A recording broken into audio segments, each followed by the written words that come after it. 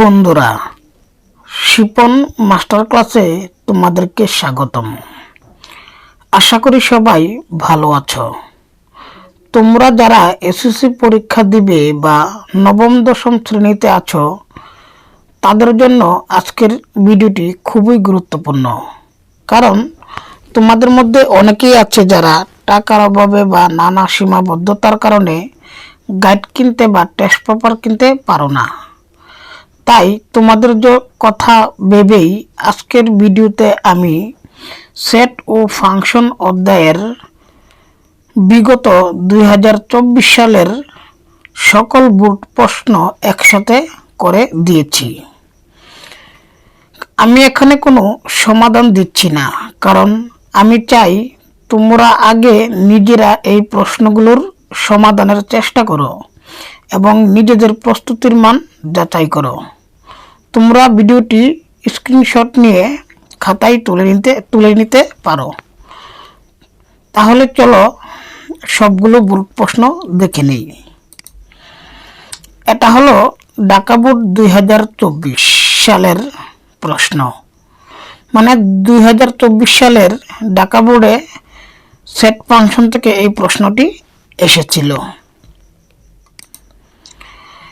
এটা হচ্ছে রাজশাহী বোর্ড 2024, মানে 2024 সালে রাজশাহী বোর্ডে সেট ও ফাংশন অধ্যায় থেকে ক এবং খ নম্বর প্রশ্নটি এসেছিল।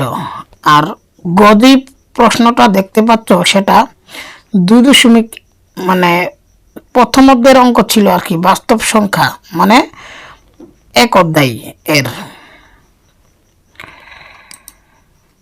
এটা হচ্ছে কুমিল্লা বোর্ড 2024 সালের প্রশ্ন, মানে 2024 সালে কুমিল্লা বোর্ডে এই প্রশ্নটি এসেছিল।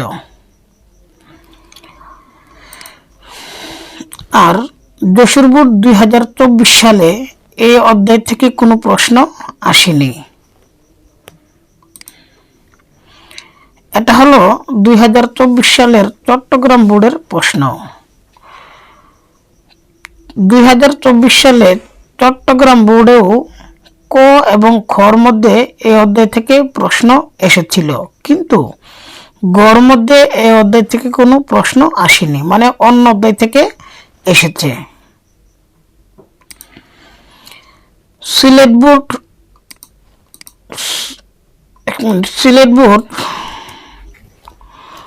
2024 সালেও এই অধ্যায় থেকে কোনো প্রশ্ন আসেনি।